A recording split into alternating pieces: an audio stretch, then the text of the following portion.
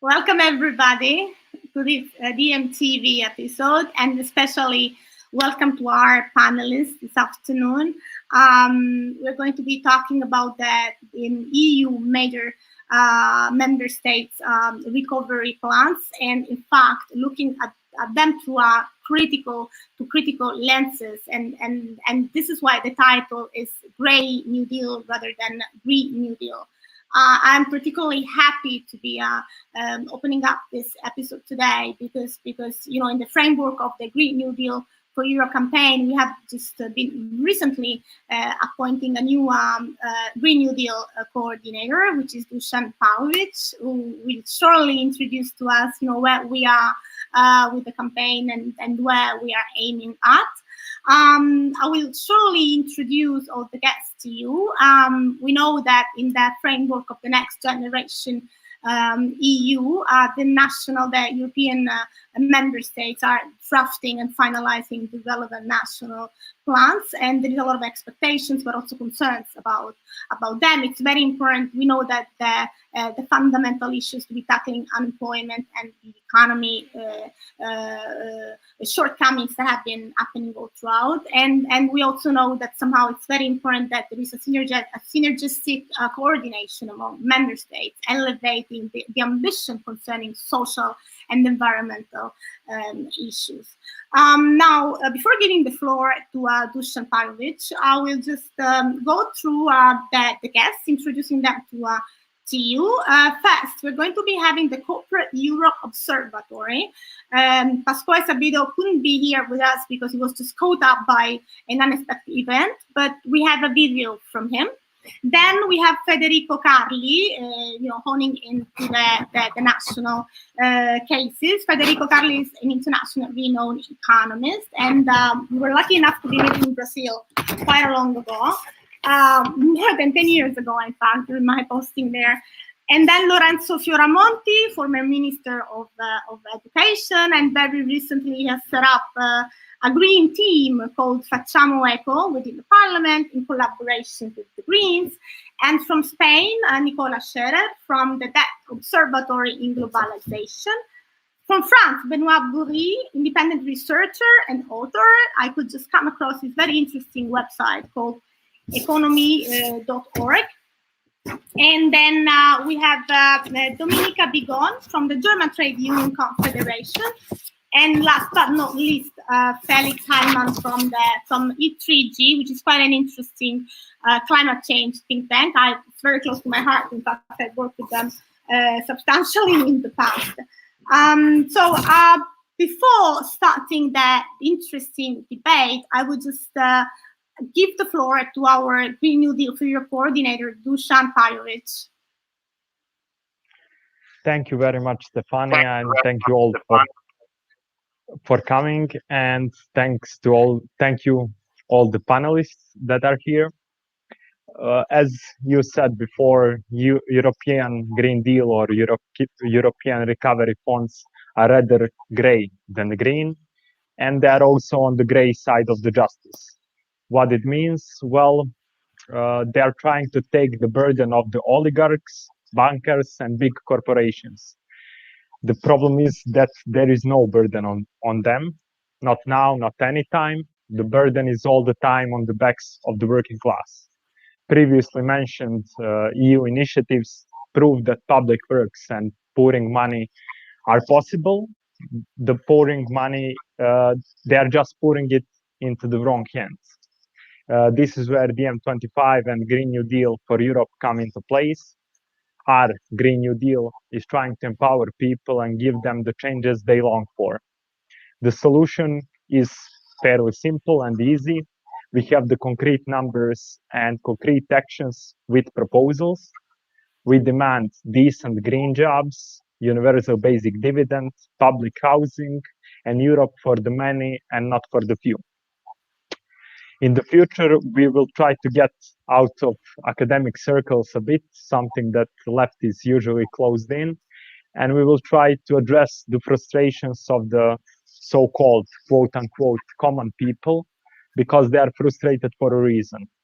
Now we have the solution in our blueprint for Europe's just transition, And European Union with this Grey Deal actually proved that something like that is really, really possible.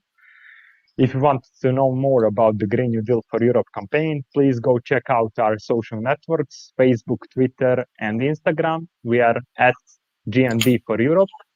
There's currently tweetstorm action going on, directed towards the European Parliament especially.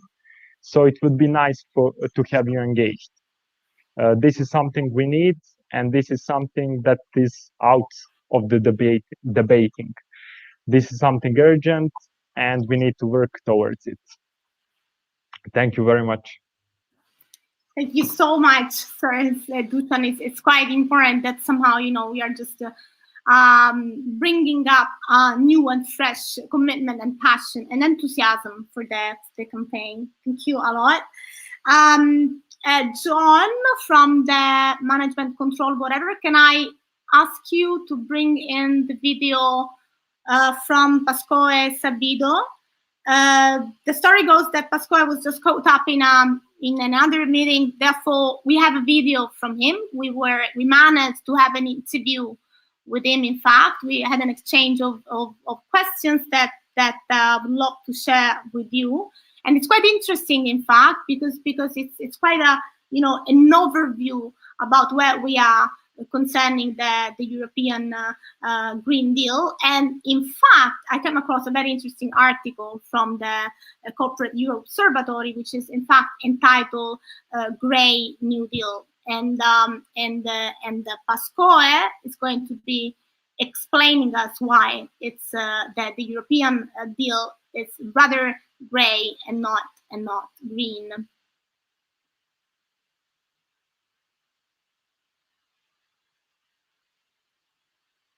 So hello, Pascoe Sabido. Very happy to be with you today. You are from the Corporate Europe Observatory, which is a research team exposing the privileged access of cooperation through their lobby groups within the EU making policies.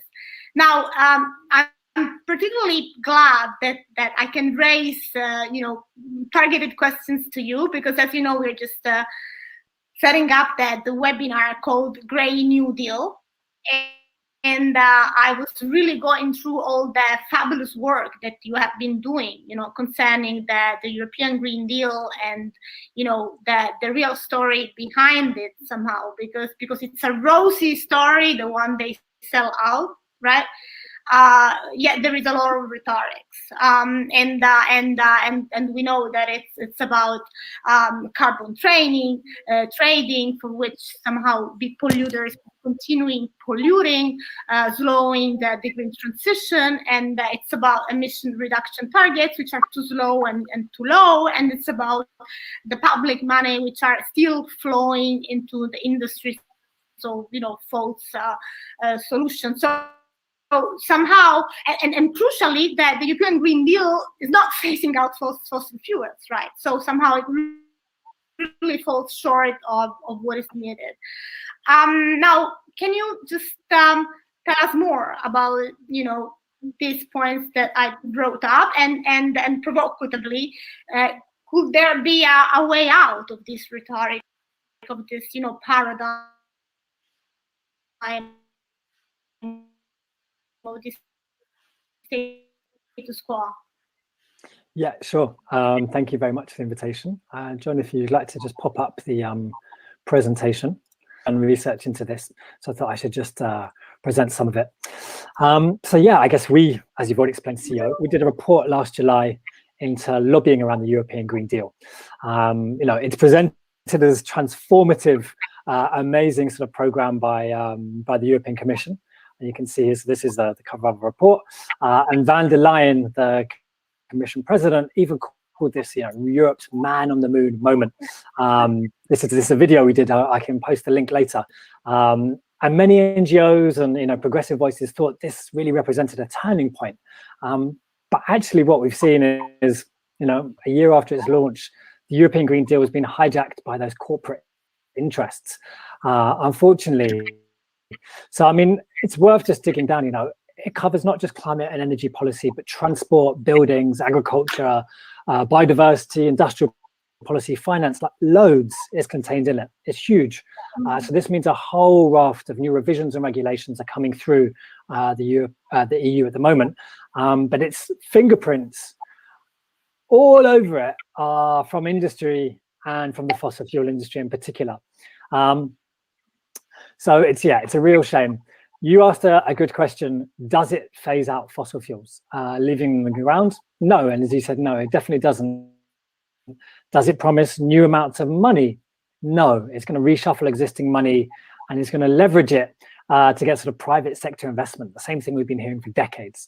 I guess the only new money, in fact, is from recovery funds. And even some of that is quite a lot of loans. But the main failure of the European Green Deal is a failure to transform our economic system. And that's really the cause of climate change. Colonial capitalism is worth naming it, because the European Green Deal, in fact, is business as usual for big polluters, particularly the fossil fuel industry. So if we just pull up the slides here, this is taken from our report. I mean, you can see it's full of false solutions that lock us into more fossil fuels, from market-based mechanisms like carbon trading and offsetting to meet net zero, to technological fixes like carbon capture and storage and hydrogen. And it's based on the same extractivist colonial policies that we've seen before. So neighboring countries to the EU are merely seen as sources of raw materials under the Green New Deal, just as they have the rules that underpin the single market that are at play in the European Green Deal. So it's not introducing effective and binding regulations on the biggest polluters, in part because the biggest polluters have lobbied to stop it. And maybe I'll just, I went to an event earlier this week online, of course. I'm going to show you a little slide from it. And the keynote speaker was the director of DG Energy. So this is the Minister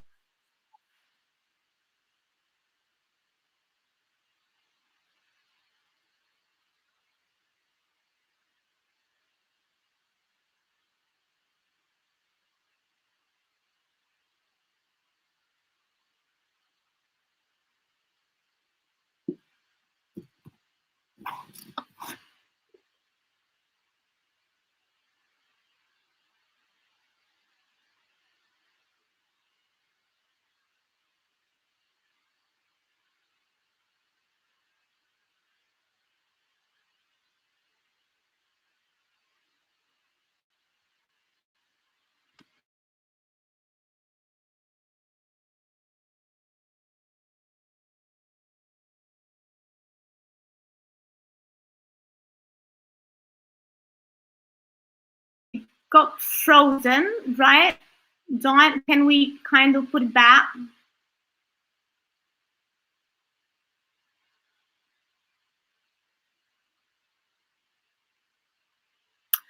Okay, whatever. Anyway, it was just pointing out, as you could see, that somehow the European Green Deal is business as usual, and it was just explaining why we should be, joining forces and mobilizing actions in coalitions in order to be reorienting the course ahead and forward. I don't know whether we are able to be resuming the video or we will continue with the national cases. I would rather continue with the national cases. So the first question, I would just and move on to Italy. Federico Carli, president of Associazione Guido Carli.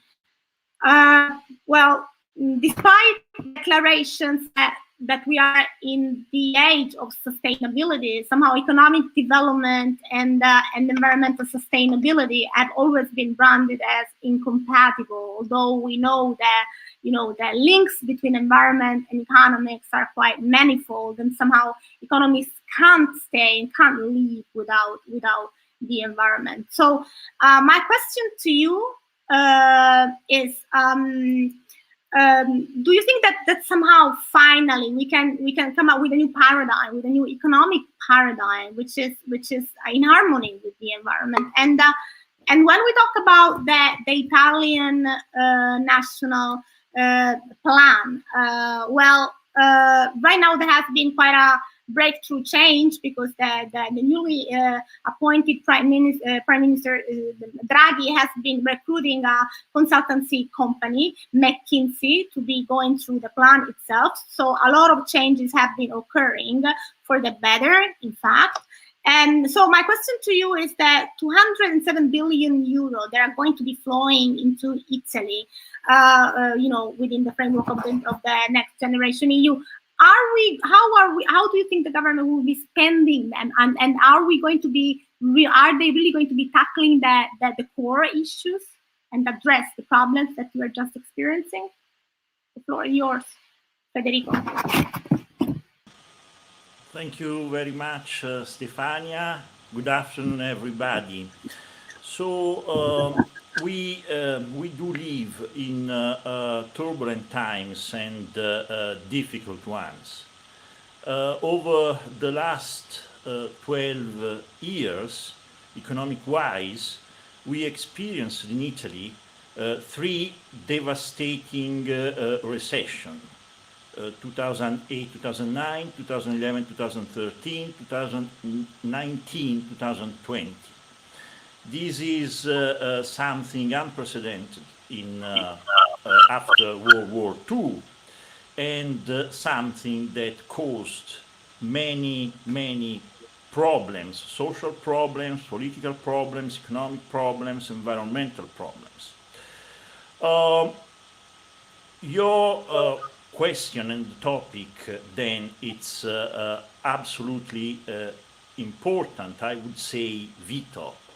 Now, since I have a few minutes to make the long story short, I'll start from the 18th century, from the first industrial revolution, and then I come to our times. So capitalism is the most powerful engine for growth and productivity. Since the first industrial revolution, we experienced as a world, our globe, planet Earth, incredible growth of wealth, improvement in life expectancy, the quality of our lives improved dramatically. However, capitalism has 3 main and most important fragilities. First, it is very unstable. It's an unstable system. So financial crisis, unemployment, inflation, monetary crisis, it's unstable. Second, it does generate inequalities. Third, it puts incredible pressure on our environment. This is why decision-making and policy-making is crucial in order to keep together the positive thing about the system, which is this incredible engine for growing, for making our economy grow, and for making our productivity grow through innovation, and temperating these fragilities, these problems. Now, why I am saying this? Because we have in Italy, we have to keep together the opportunity for relaunching our economy with the need of making it environmentally sustainable. This is the challenge that we have. So we cannot say we have to choose environment or we have to choose the production of wealth. We have to put these 2 things together. Now, let me just give you some figures very quickly. Over the last 20 years, the productivity in Italy grew just 0.5% per year, which is nothing. So we have a problem because the engine is not expressing its potential. Second, the inequalities are growing in Italy over the last years. The Gini index is deteriorating year after year. Third, unemployment is extremely high in Italy, particularly in some regions. Fourth, our income per capita is the same as 20 years ago. This is something that never happened after World War II. And our income per capita is now 15% below the Eurozone average. We had these three incredible and devastating recession, so we have to sustain our economy. Now, how can we sustain our economy and do something positive for our environment, for the sustainability of our development? I think that the crucial point are investment. And this is something that we overlooked over the last years because in 2009, the public investment in Italy were 54 billion euro, 3.4% of our GDP. Today, 37 billion euro, just 2.1% of our GDP. So we cut the public investment. And I think that this is the key point because in order to make our development sustainable, we can either act on the demand, the consumption, the way we do consume, either act on the supply side. We are talking on about the supply side because the Recovery Fund does regard the way we spend money, the way we should invest. So basically, I think that our challenge is first to put these funds, these resources in investment more than subsidies or bonuses or incentives. Investment. Second, what kind of investment? Investment in new technologies that will be sustainable. Investment in our land, in our territory. We have a fragile land and we need to make it safer. So I think that this is the real challenge. So I'm not focusing that much in the amount of resources that we have, in the quantity, but rather than the quality. It's important the way we use these resources. So I would suggest our government to focus on investment and investment that are promoting the productiveness of our system and the sustainability of our development.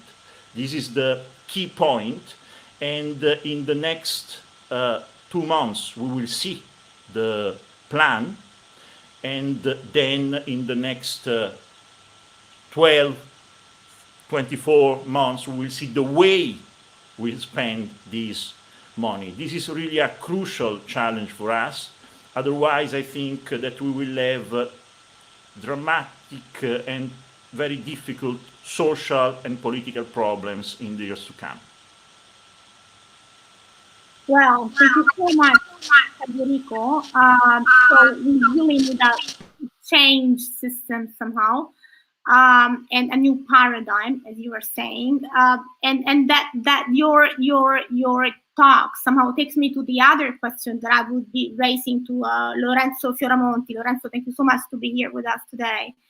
Do you think that the current, which is in fact under revision, recovery plan, the Italian one, will be able to go beyond the status quo? And if not, what would be the alternative? And then I have like the $1 million question for you. If you were Mario Draghi, how would you act? How would you tackle the current situation? Please, Lorenzo. Well, thank you so much for having me and for inviting me to this talk. And thank you, Stefania, for the question. So to the first part of your question, you were saying whether I am confident that the next generation Italy plan will succeed. I would say that I'm hopeful, but I'm not particularly confident from what I've seen so far. Just to give you a couple of ideas, and then I'm going to talk about the second part. What would I do if I were in government? First of all, we are late. This is super important. This type of intervention has to be timely. And unfortunately, I think Europe is late, but Italy is late within the European Union. We haven't yet seen the final draft. It's just a month ago because we're supposed to submit it by the end of April. We know that the initial drafts were extremely vague, scattered. Initially, the government had compiled a long list of projects without any significant coherence, internal coherence.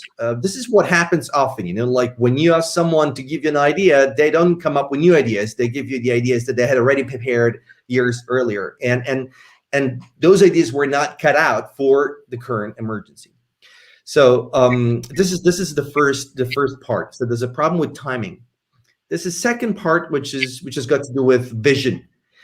In this regard, I have to say that we have to thank the fact that at least the European Union has come up with some standards. Because if it weren't for the overall framework that says, for instance, that 37% of all funding has to go towards transformative, environmentally friendly projects, I don't think the Italian government would have come up with that.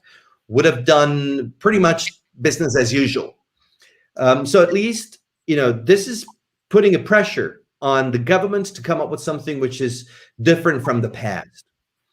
What is still missing is an important taxonomy, right? We do need to know what is sustainable. What do we mean by sustainability? And this is true across Europe. And I think I'm very much in favor of, in agreement with what has been said earlier by the delegate from Corporate Europe Observatory, when he was talking about the amount of greenwashing that is everywhere these days. In the past, I think many of us that come from the environmental movements, that come from environmental science, that have been doing this for many years, initially we had to confront the opposition of those who denied that climate change was real, then those who denied that climate change was caused by man.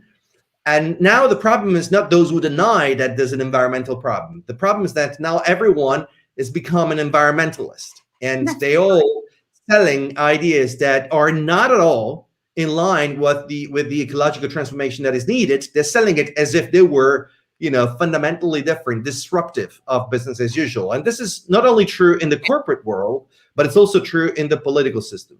So now from the UK all the way to Eastern Europe, you find in parties that have never been environmentally friendly, have never been concerned with the environment. Now all of them are reinventing themselves as true environmentalists, and often coming up with ideas that have got nothing to do with the environmental transformation that we really need. Carbon capture and storage, for instance, it's become pretty fashionable these days, and it could have been okay 20, 30 years ago. Now we do need to go well beyond putting the trash under the carpet. The same can be said about the hydrogen conversation, fossil gas and natural gas and so on and so forth. So the risk that we're facing in Europe, and also particularly in Italy, is that not only are we late, but we're going to come up with projects that are supposed to be green and they're not green at all. And this is, so I call it the opposition between a true transition and a transaction. And it's somehow the transaction is taking over the transition. So that's the second very, very crucial step. The third one is that it's not a new deal. Okay, you highlighted something so crucial. The European deal is called the Green Deal, but it's not called the Green New Deal. And that has permeated also the Next Generation EU and the national recovery plans.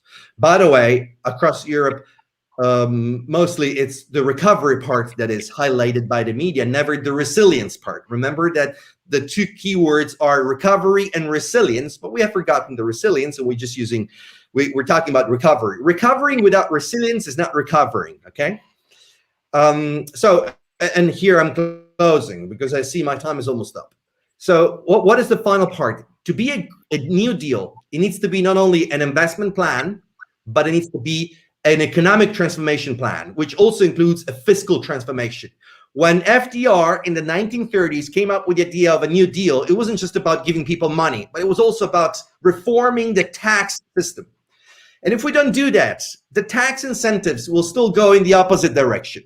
Let me give you an example. Italy will get, if it's successful, everything goes well, and we don't make mistakes, which is to be seen, our country will get to almost a bit less than 200 billion euros over 6 years. Our national GDP is annually 1.7 thousand billions, okay? 1,700 billions.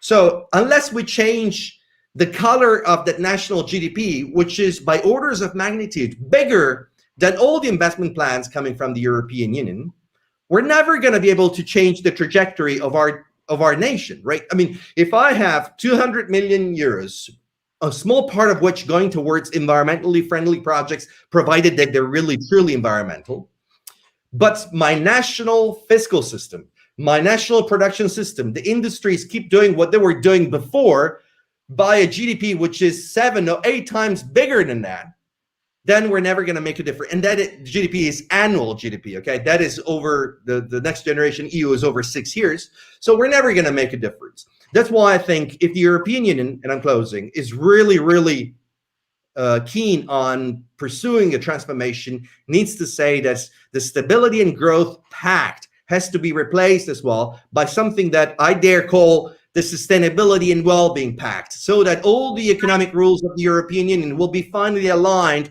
with the principles of the Next Generation EU. Otherwise, it's going to be a smoke screen. It's going to be cosmetic change and not truly transformative change. Thank you.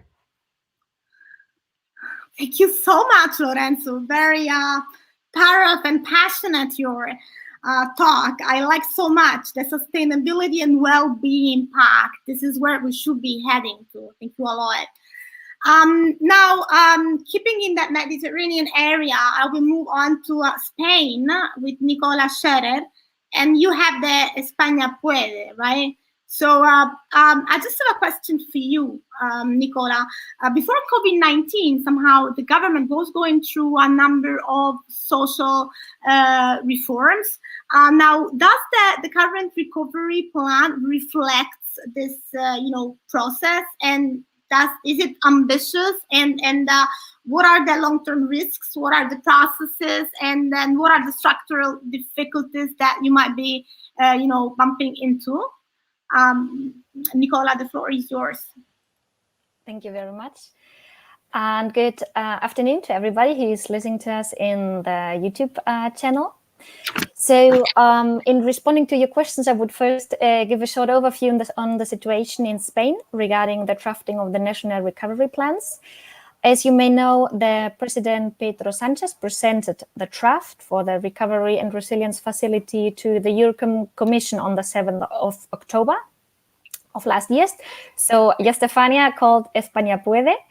And the government will ask for around 140,000 million of euro for funds. So a few thoughts on the process in Spain. In Spain, we also had turbulent times. So we had almost 6 months of busy project formulations. There are 3 channels basically to present proposals to the government. The first is the regional governments could submit projects to the financed by the national plan until the 31st of January. Second, we had the ministries launching public announcement for specific sectors, so rural development, energy transition, etc. And they are still gathering information on possible projects to be financed. And then third, the Spanish government has kept the door open for a third way of presenting project through informal meetings. That means that consultancies and big corporations could directly present the project to the ministries. So what kind of recovery plan or what kind of projects have been presented yet? I think this is really interesting, because then we will see to where the definite plan will point out. So we can pretty much foresee where the public recovery money goes to by analyzing those hundreds and hundreds of projects which have been submitted to the Spanish government in the next month. And here I would like to link to the message of Pasquale. The money will be used basically to modernize Spanish industry and will not change the actual economic model, which is the root cause for climate emergency now. And I have 3 examples for you to show this. First, the main budget from the project is foreseen for promoting the hydrogen project. It's presented as the green solution for energy transition. And we and many experts say it's not, it's a false solution. No, the model of production and the consumption will not be changed. And here we have the money basically going into the pockets of the big fossil companies. For example, the transnational corporation Celsa, Suez, and Naturgy are involved in the Catalonian hydrogen project, and Petronor, Repsol, and Enagás are involved in the huge Basque hydrogen project. Then secondly, the traditional automotive industry will be modernized. This is a huge amount of money going to, and they will turn it into electric motive industry. And here the regions will focus especially on production of batteries. And the third example is that big corporations have individually presented the projects through these informal ways for a total amount of more than 100,000 millions of euros, only for the modernization of their own corporate structure. So Endesa, for example, has presented 110 initiatives for 19,000 millions of euros. Iberdrola, 150 initiatives for 21 million. So only 2 companies together are reclaiming almost 30% of the overall budget allocated to Spain. And we could resume the process basically here in Spain, and the outcomes of the last month of this drawing of the recovery plan it have been mainly the big corporations who have presented projects due to privileged access to information, privileged contacts, and also due to their economic capacity to contract consultancies to formulate the project. In general, there was a lack of transparency in all the processes. Citizens mostly got informed basically through the press once the project was already submitted. And there was no real participation of civil society and also actors from the social economy, for example, small and medium enterprises or freelancers were totally left out of the processes and will probably not be the beneficiaries of the public recovery fund. And then now regarding to the impacts, and then I'm going to close the intervention, regarding the impact on national policies and laws, Stefania, what you asked about, I would like to highlight one central process, which is going right on now in Spain. On the 15th of November last year, the Spanish Confederation of Business Organization, CIOE, sent a proposal on reforming the Spanish public procurency laws to the Spanish government. And they had elaborated, the proposal together with the lawyers or the leading consultancies. For example, PricewaterhouseCoopers was involved. And 6 weeks later, in December, the government published almost the same document as a royal decree law, reducing deadlines and even more seriously proposing that Next Generation EU projects should be excluded from the obligation to conduct environmental impact assessments. So all looks like that the argument of urgency and the need to speed up administration processes in order to capture the European funds are given more importance than the criteria of sustainability and the compliance of the do no harm principle.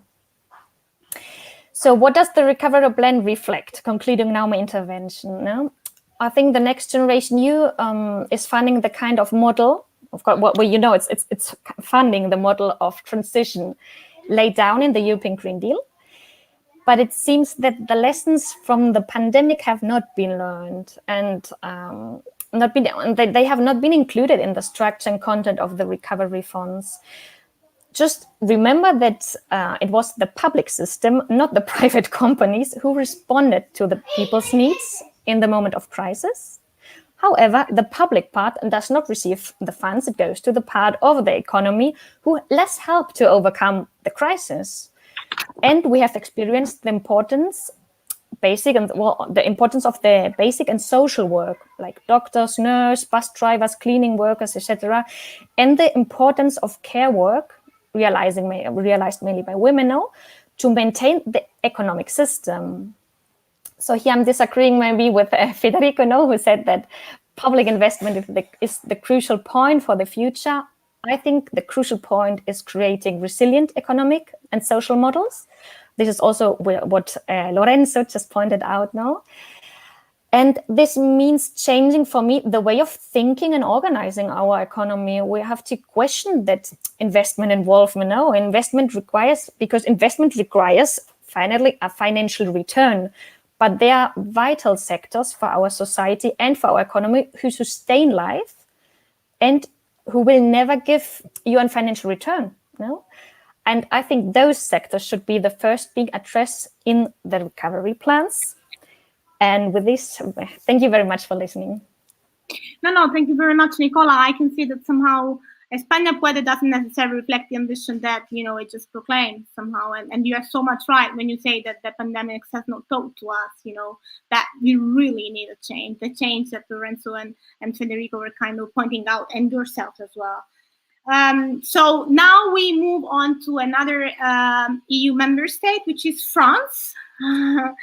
Benoît Bory with France Relance, right? That's the name of the recovery plan. I was just catching a line from your LinkedIn, Benoît, which I found very interesting. You were writing, il ne peut pas y avoir des solutions à la fin du monde sans résoudre la question sociale. So we need to be tackling the social aspect in order to be able to change the world, right? So this is what my question to you is talking about France Relance. Do you think that France has the tools and the infrastructures to deal with the pandemic and to come up, to get out of the crisis? Also, is there any real sustainable solution within the plan? And does it get out of the old capitalistic, logic? Is only kind of painted in green? Benoît, the floor is yours.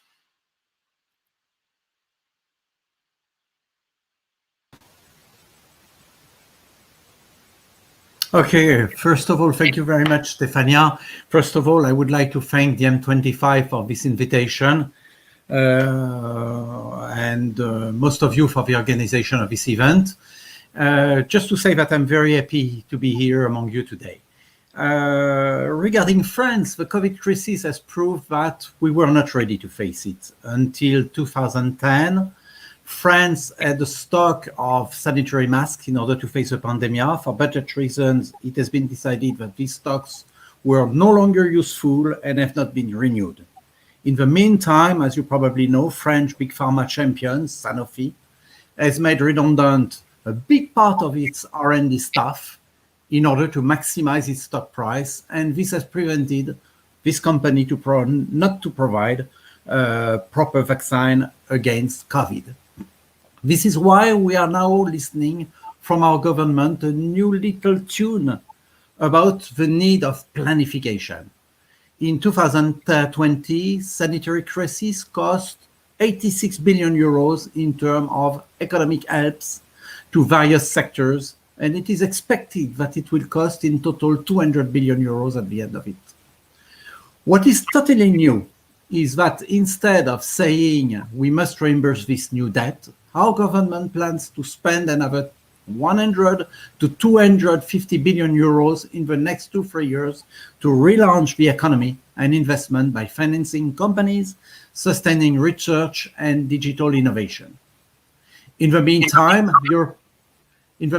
European Union has announced the European Green Deal, to make our economies carbon-free. To give an idea, this is a total of 1,000 billion euros over 10 years. I don't know what is the share for France, but if I take the normal share, this will represent 135 billion euros. And over 10 years, this is just 13.5 billion each year, which remains small compared to the amounts projected domestically in the coming 2-3 years.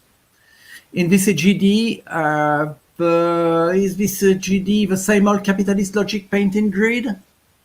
Well, before answering this question, I think that we should understand the why of this GD.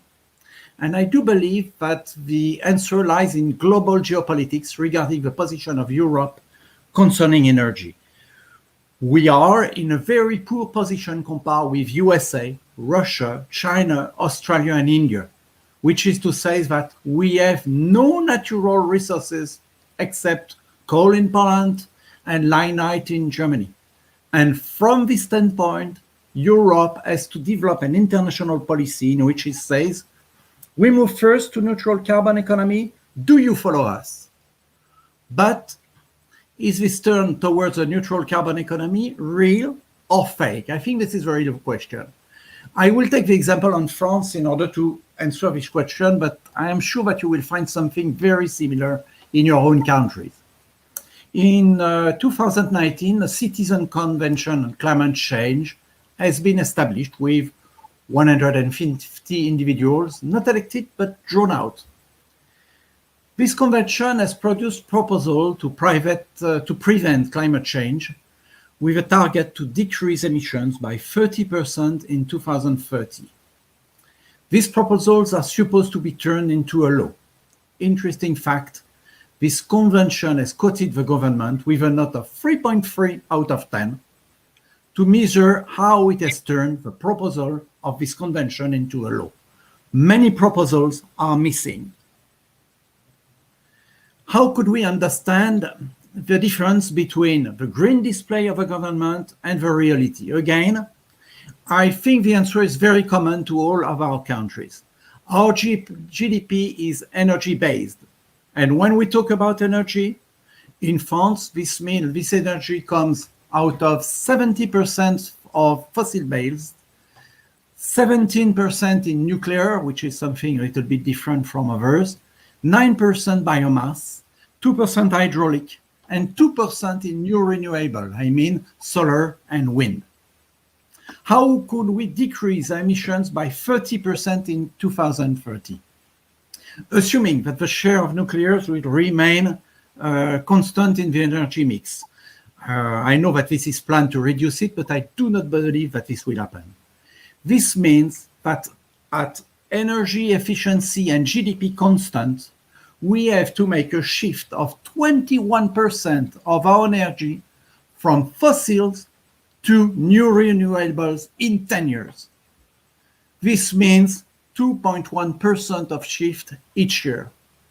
We had 2% in new renewables so far. This means that every year we will install the same amount of solar panels and the same amount of wind turbines that we have already on board. To say it directly, frankly, I think this is simply a joke. Yeah. Therefore, we all face a dilemma with employment. There are now decades that we have massive unemployment in our countries. And when this is not unemployment, this is poverty among workers. And for decades, growth had been the solution proposed for this major problem. We had growth in the past, it has not solved it. The growth is now low, and our government continue to claim growth as a solution. And this is why we have these investment plans at national and European level. The EGD is specifically based on this. There will be growth, but this will be a green growth. And don't worry, in the same time, we will save the climate. I just showed how this is not realistic at the GDP and energy efficiency concept. We can expect some energy efficiency gains, which will allow some growth, but this will not answer the challenge of climate change. The only way to answer this challenge is to have a conscious degrowth of our economies. Degrowth will be the result of political decisions we will make to deter polluting production. But this could only happen if the question of unemployment is solved. A worker can accept to lose his job, but if and only if she has a lot of job proposal in front of him or her. I do believe that unemployment is not a question of activity. It is a question of income. Everybody can have an activity, but this activity does not provide, if this activity does not provide the minimum wage level, there is then no reason to work. Therefore, I think that the only solution to obtain the full employment is to mutualize added value of all production units, all enterprise, all companies, to provide each worker the minimum wage level. This is a solution that we will solve the employment problem within a few months, I do believe. I invite you to have a look at my website, plenemploi.org, which details this solution. Unfortunately, this is in French, but I would be very pleased to share it with the DiEM25. Many surveys show that there is a disconnection between GDP and happiness since the 70s. Degrowth means working less and enjoying free time. I do believe that we have a new society to invent, a society with no excluded person, a society of happiness. As I told it at the beginning, Europe does not have a lot of options regarding natural resources for energy. This is why it has a mission to propose another future to the world, and this future is absolutely not what European Commission and member states have in mind at this time. Thank you. No, thank you so much. It's so much true what you're saying, and I was in fact reading a comment from a journalist who was calling the recovery the France Relance, so he was calling it the Macronics, talking about Macron, right? So which is not necessarily going towards the happiness, turning point that you were just coming up with. That's true. We should be considering the well-being of people first of all, right? And that's something that also that the former president of Uruguay, Dominika, is pointing out so much. So the next speaker is, cherry on the cake, I would say, Germany. It's called Wiederaufbaufond, right? The recovery plan of Germany. And Dominika Blegon from the German Trade Union Confederation. So can you please give us an assessment about the German recovery plan from the trade union point of view, and in particular concerning the green transformative part of it? Yeah, thank you, Stefania, for having me, and thank you for giving me the opportunity to give you the German trade union perspective on the German recovery plan. So first of all, what do I mean when I talk about the German recovery plan? Here I mean exactly two issues, because first, Germany has already quite early decided on an economic stimulus program worth 130 billion already in June 2020. And besides, in January 21, the German government produced the first draft of the so-called Recovery and Resilience Plan to access the money coming from the new EU Recovery Fund. And if I talk about the German recovery plan, then I mean these two issues. So how do trade unions assess the German recovery plan? So on a very general basis, the German trade unions were quite satisfied actually with the recovery program initiated by the government. In particular, the early intervention by the government and the amount of money mobilized were quite surprising for many.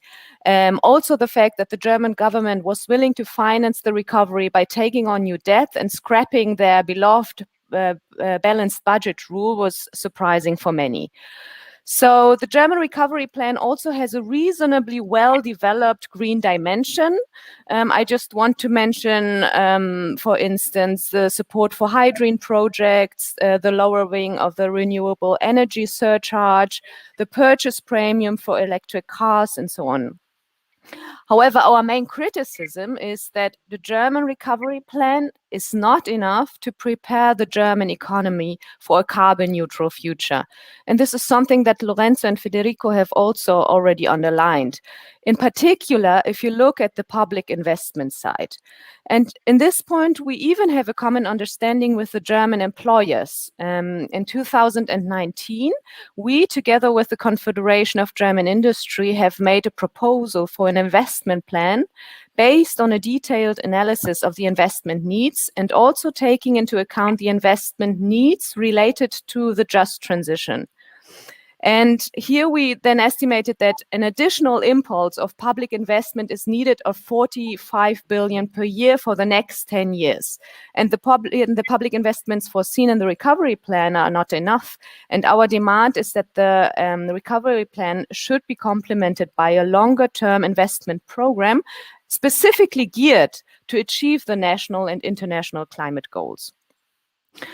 So, and here we also criticize the German government because they are not willing to take the EU money coming from the Recovery and Resilience Facility to invest in new projects. They only take the money and mainly use it to refinance projects already decided on last year in the context of the economic stimulus program. In our view, the EU money should be used to finance such a longer term investment program. What is more, the second point is that what is rather weak in the German recovery plan is the perspective of the employees and the workers in the socio-ecological transition. We need to make sure that the socio-ecological transition guarantees decent jobs and that the employees are taking on board. So in this context, for instance, we demand that public investments in education and qualification need to be massively increased. In order to make workers fit for the digital and the green future, yeah? They need to learn new skills, they have to be prepared for new jobs and so on. And to prevent that many workers are put off in the course of the structural transitions that Germany will face, massively more funding is needed. And here the German recovery plan is completely blank on this issue, yeah? There is no item on how the workforce is going to be made fit for the transition. Strengthening a workers' perspective in the green transition also means for the trade unions strengthening collective bargaining, which is in Germany on a constant decline since the 1990s. We demand, for instance, that public procurement law is reformed so that only companies are awarded a state contract that comply with collective agreements. And in this way, the green transition and decent jobs could go hand in hand. Okay, but I want to mention two further points that have not been mentioned so far. First, the recovery plans are not only about investments. They are also about reforms, about structural reforms, yeah? At least to get the money from the Recovery and Resilience Facility, the new recovery from the EU, member states have to show how they comply with the reform recommendations made by the European institutions in the context of the European semester. We German trade unions, we were explicitly opposing this close link between the recovery fund and the structural reform proposals made in the European semester. Yeah, we think that it is not necessary, and we also have a critical attitude towards the European semester because we don't like the structural reforms recommended there, and we also think it's a basically technocratic process. However, now the regulation foresees a close link between reforms and the recovery plans. And now we trade unions demand that it is now important that the focus is put on the right kind of reforms and that transformative aspects of the recovery plans are not undermined by the wrong kind of structural reforms. And here, then, a close link between the recovery fund and the European Pillar of Social Rights is crucially important, so that we get the member states to implement the right kinds of reforms and not the reforms we knew from the last decade. Another point that was already mentioned by how was your name? Nicola? Yeah, Nicola. Yeah, Nicola. is the point stakeholder involvement, yeah, because to really have a transformative impact, stakeholder consultation in the drafting and implementation of the recovery plan really has to be improved. And I can only say the same what Nicola said for Spain. And in Germany in particular, those stakeholders from the social economy were completely not involved. And this is really a mess, because usually trade unions and other stakeholders have a strong voice in EU investment policy, at least in Germany, yeah? The bulk of EU investment policy is managed via the European structural and investment funds. And in the last decades, we and other stakeholders have managed to implement a consultation process that gives us a strong voice. Yeah, the key word here is the partnership principle. Because of the partnership principle, we have a say on the priorities of the structural funds. We have a say even on the management of the fund. But all this is not the case in the recovery fund, and this is something we are massively criticizing. So. To conclude my intervention, I think that to assess the transformative character of the recovery plans, we have to take a broader picture. We do not only have to look at what kind of investments are financed, are they green or not? We also have to look what kind of structural reforms are promoted in the context of the recovery fund, and the recovery plans, and also how is the governance of the fund? Are all relevant stakeholders included in the management of the fund? I think this is also decisive to make the Green Deal a success, because a technocratic top-down process promoting structural reforms from the last decade, will surely fail. Thank you, Dominika. Thank you a lot. So from your point of view, from the trade union point of view, you would say that there are like positive aspects and then other aspects might be improved. And then I will just pass on to the next speaker and guest, who is Felix Heilmann from E3G. And if I can be a little bit more provocative, Felix, because I know that you are based in Berlin, in fact, and I was reading recently a very interesting article that was on the Tagesspiel background that you were just, pointing out very interesting points about the fact that the government simply relabeled already existing projects that, and is not releasing any new funds to supplement green recovery efforts. So my question is, do you think that how can the German recovery plan be improved? And do you think that Germany will be able to be sharing its industrial know-how and technologies with the other European states? And will the German recovery plan will take into consideration the diversity of the dynamics of the other European countries? That will be a kind of common ground, that will come up with? Felix, the floor is yours. Thank you very much, Stefania. It's a challenging spot to be speaking after all these very thoughtful and really thought-provoking interventions on all the other speakers. Really a great honor and opportunity to be here today. I think on your first question on how to improve and how we assess the German say, so maybe just very briefly to explain where I'm coming from. So as you say, I'm based in Berlin, and at the moment I'm working a lot on a EU-wide project which is called the Green Recovery Tracker, in which we, together with national partners to 20 EU member states, look at the draft recovery plans and recovery measures that are being prepared, and we're trying to assess to what extent they're being aligned with the green transition. The official launch is next week, Wednesday, so I can't share any data yet, but maybe I'll add in some sort of high-level observations that I can share already in my intervention.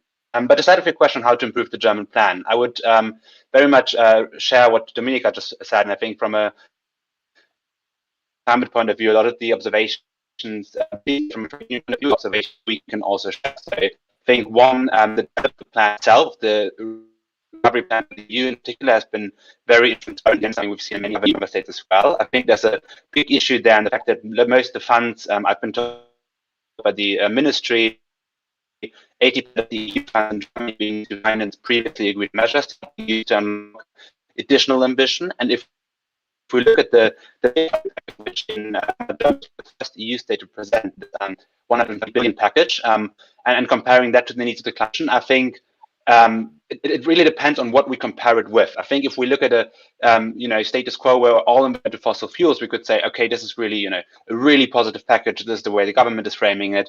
It's investing in hydrogen. We are quite excited about it, going to making renewable energy more affordable and many other things.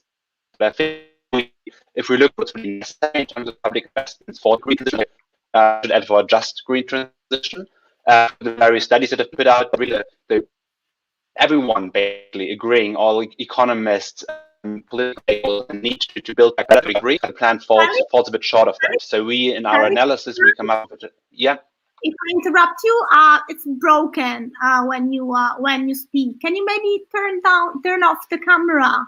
Maybe that will be smoother. Can we give a try? Because it's it's kind of broken. Yeah, please. Is it better now? Try. Okay. Sorry about that. Maybe you should invest more digital infrastructure in Germany. Hello. Can you hear me? Well, go ahead. Yes, we can hear you. Yeah.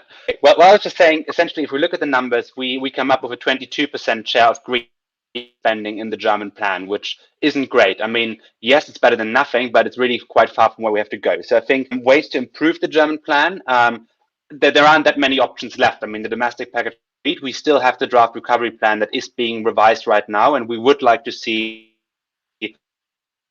emphasis on additional measures. We think there is quite a lot of potential for additional measures. For example, on energy efficiency, for example, this is a measure that can really create job ground, but also help with the achievement of climate targets, but various other measures as well. So we will see some investments. But I think the really big and the really exciting process right now, and Stefanie, to pick it up on your question, is European collaboration and the European-wide process around the recovery facility, around Next Generation EU. And I think, well, compared to the status quo previously, Germany has played a constructive role together with France in actually making that, following a long and problematic blockade. But there we've seen a really positive change, I think, with in last summer again, Merkel and Macron making that possible finally to have these joint debts in this big common European plan.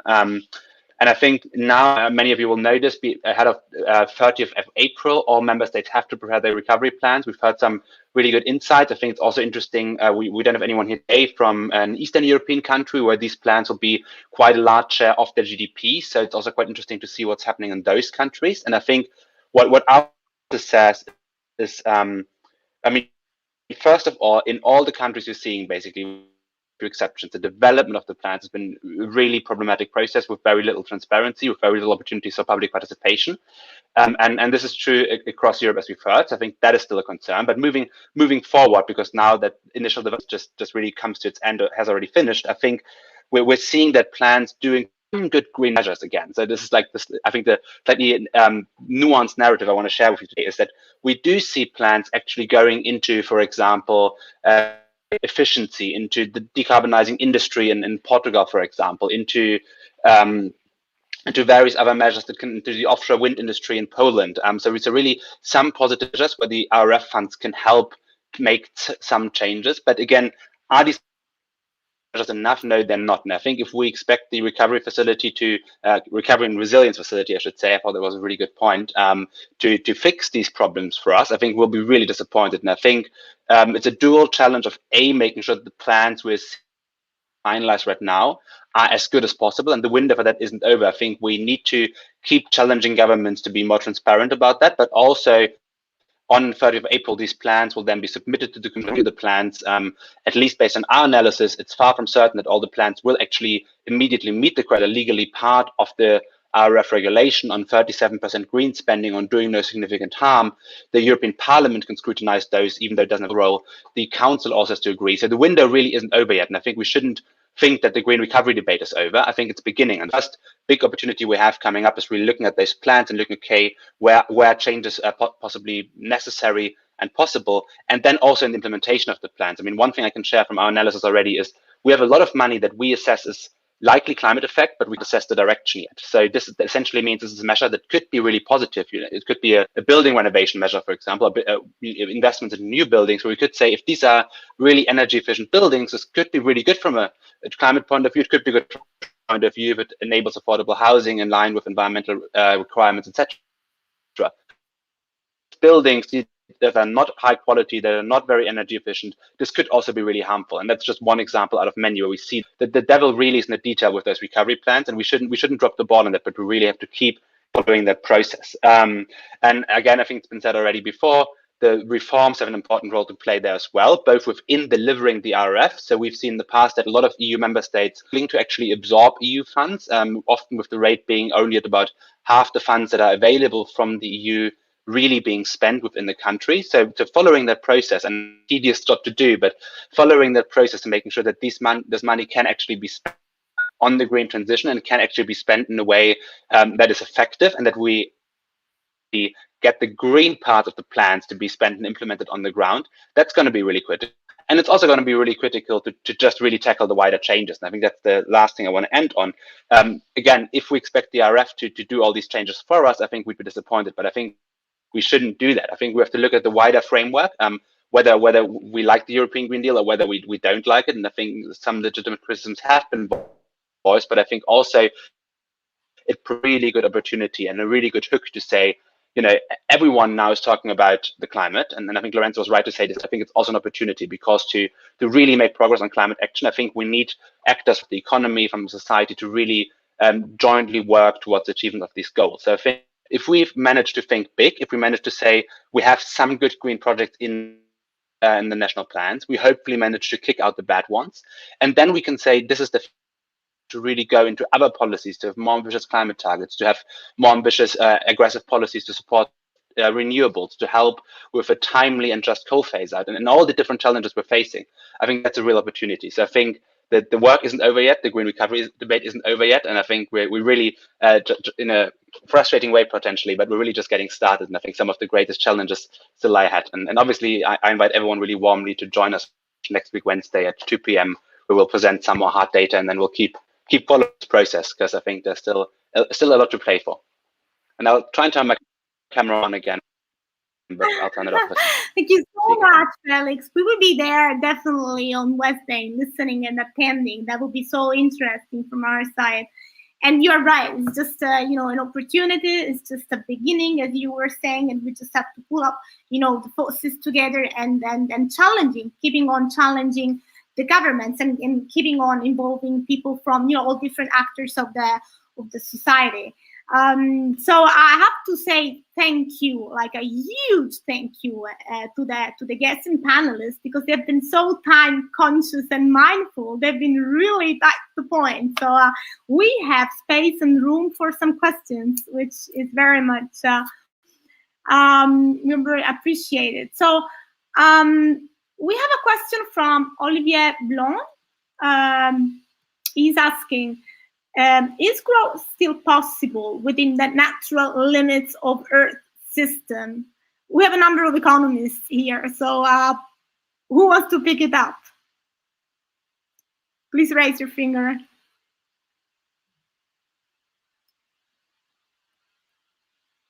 Benoît, s'il vous plaît, à vous. Unmute my mic. Yes, I just unmute my mic. No, I think this is a very good question. I would say theoretically, yes, this is possible to have an unlimited growth. Having said that, we have to be very conscious that what we have with this growth, the growth is energy linked. That means I remember somebody saying, okay, globally, a French has the equivalent in terms of strength of 500 slaves today, which is working for him every day, pulling his car,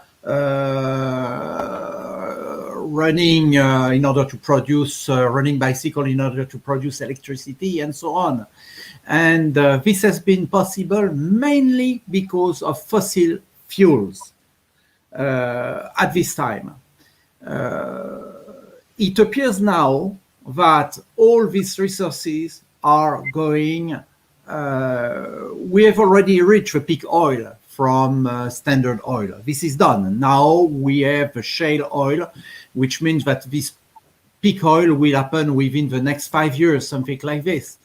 We have to understand that oil is probably the most easy energy, because this is easy to put in a tank, to run a machine, and so on. This is totally different than carbon, for example. Carbon is domestic based in terms of use.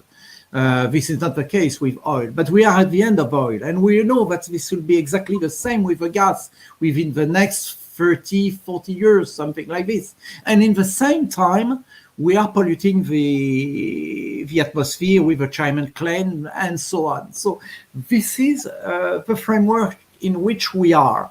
So question is that any energy that we can find today has a problem. And this is something we say. We know that, for example,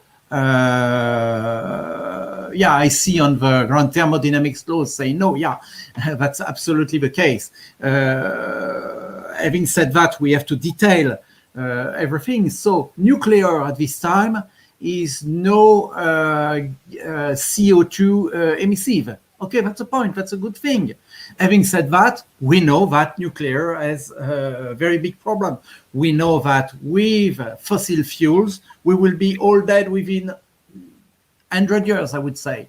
With nuclear, this is maybe, this is accidental. This is frightening. And for renewable, this is exactly the same thing.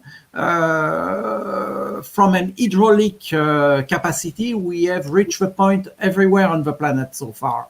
In France, for example, there is no other possibility to have other dam to produce electricity. This is no longer possible. So the only thing which exists is wind and solar.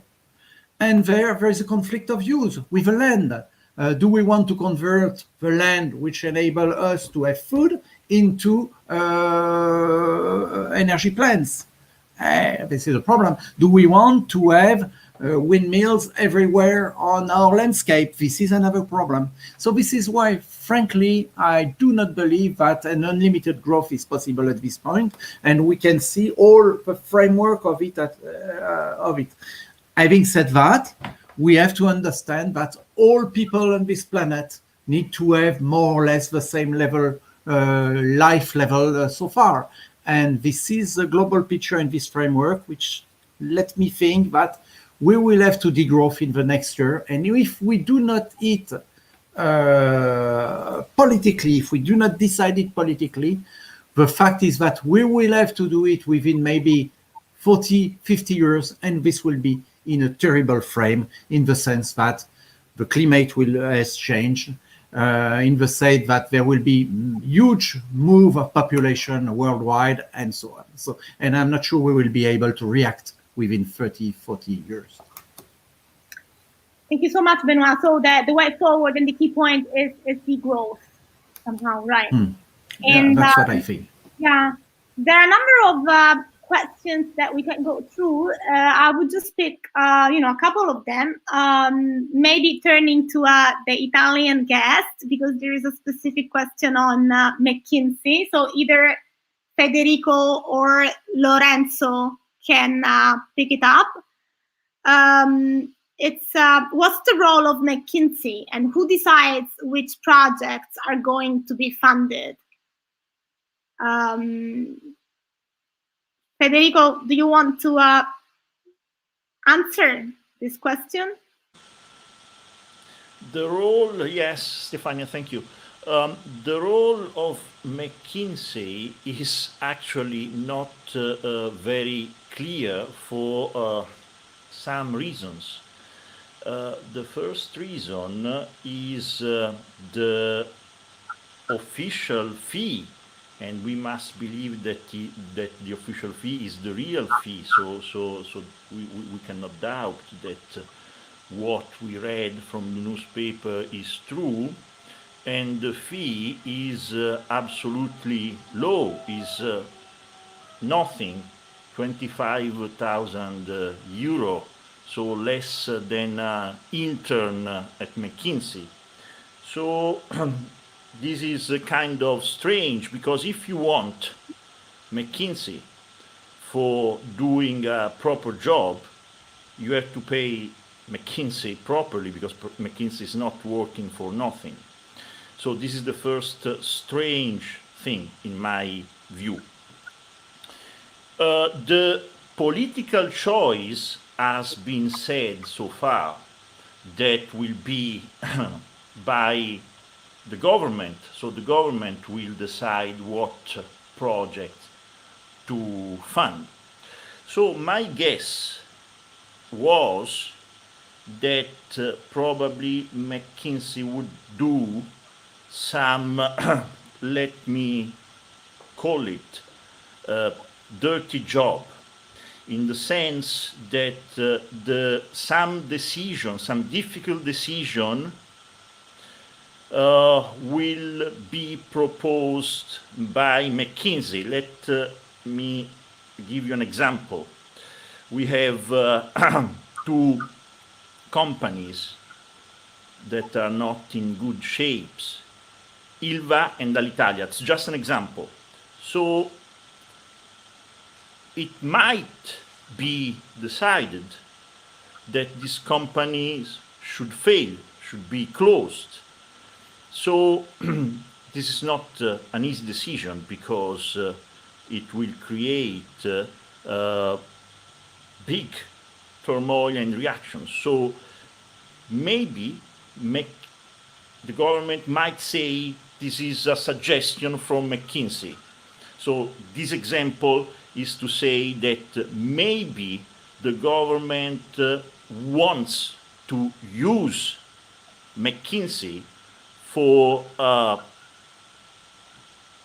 taking some difficult decision. This is an idea. However, if you want McKinsey to do this, you should pay McKinsey properly. So I really don't understand why the government appointed McKinsey and said we are not paying McKinsey a fee, because 25,000 euro is nothing. So it's kind of, in my view, I criticize this decision, and in my view, it is not very rational the way they took the decision, because it seems that McKinsey is there for just giving some suggestion for free, and so I don't understand the rationale of this. The guess is maybe the government wants to use McKinsey for making it easier to make the public opinion accept some difficult decision. This is my guess. Thank you, Federico. I don't know whether Lorenzo wants to add up to it. You know,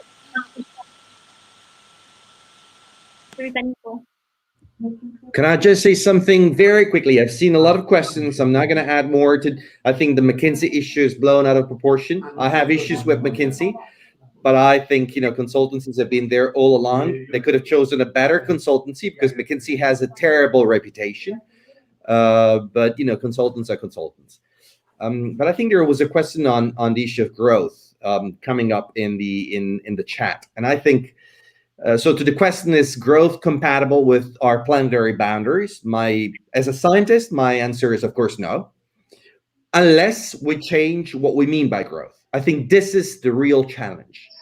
That we should make the whole world realize that our growth model is stupid. Our growth model is inaccurate. Our growth model is anachronistic. And if we change what we mean by growth, and if growth means better quality of life, it means optimizing the use of resources rather than maximizing the use of resources, right? If growth means that we do better rather than we do more, which I think is the meaning of development, okay?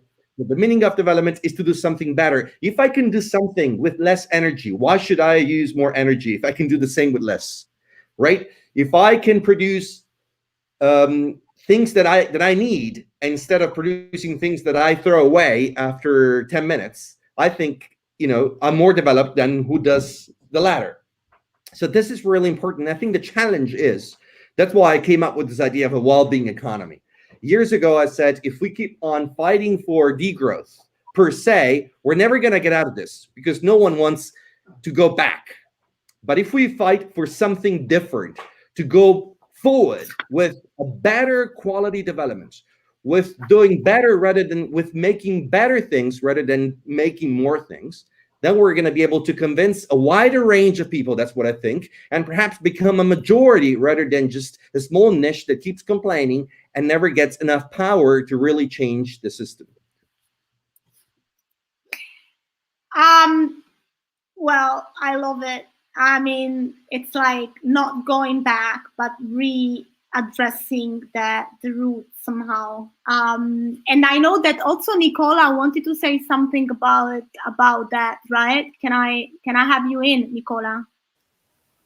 I think it's basically now echoing the point which have been raised by Lorenzo. I think from a scientific point, physical limit to growth, and just wanted to add the issue of the non-renewable materials related to the European Green Deal program, but also related to whole the issue on the next generation EU funds on the digitalization and all the shift to renewables. They are not possible without these minerals, cobalt, lithium, and these are minerals. We have to get them somewhere. They are, I think, well, we know that they are not renewable. They are ending, and I think so. We have these limits. Physically, it's not possible to grow endlessly, and especially based on these minerals. And we have all the issue of external responsibility of our recoveries, because these decisions, the need for these minerals will basically impact on territories in the global south, where mining, for example, has always been a really conflictual issues. So just to echo and to say, don't forget the external responsibility of our European recovery strategy in the next years. Thanks. Thank you very much. And sorry, just asking, when we in the chat, basically, we're chatting a bit on the debt issues. I don't know. Do you want me to explain what it wrote there? Because maybe if somebody has some other opinion or issue, but in terms of funding the Next Generation EU program, I just thought it was important to point out that the way of funding this package is basically by emitting European debt. Now, this is a historical decision which the European Commission made in 2020 to issue debt, which is mutualized debt, euro bonds. So we have mutualized debt where we share responsibilities towards the creditors and its bonds being emitted in the next years. So we will indebt ourselves towards private on the financial markets in order to finance this Next Generation EU. I think it's an important point to think that our next generations, the new European children who now have 5 years, will be paying this debt towards those private funders in the next 13, 40 years. So there's a whole issue of financing this public funds. Thank you a lot, Nicole. And whatever, I mean, we went through a lot of discourses and very interesting points that you have been raising, all of you. A lot of inputs and really food for thought. I would say that is only the beginning. Felix was saying that, he was highlighting the fact that somehow the recovery plans might not be the best ones, but they're just the beginning. And together we can make, the way forward for a better future. And I would like to thank all the guests and the speakers, the Corporate Euro Observatory, Federico Carli, Lorenzo Floramonti, Nicola Scherer, Dominika Blegon, Felix Heilmann, and the last word to our coordinator, Dusan Pajovic. Thank you all. Thank you, dear Stefania. Yes, as I implied in the beginning, I have to stress once more that our Green New Deal, opposing to the European Green Deal, is both green and new, which is crucial. We are workers-friendly solution, and we are really green, not just green in a cosmetic terms. We are offering solutions, and we would like to have you all on board. You can contact me, or you can contact Stefania here, and I'm sure we can collaborate more in the future. Basically, we are starting Green New Deal 2.0, so you'll be hearing a lot more from us, I hope. Carpe diem. Thank you all. So it's about collaboration. Thank you so much to all of you. Thank you all. And keep in touch for future. Thank you. Thank you. Bye. Thank you.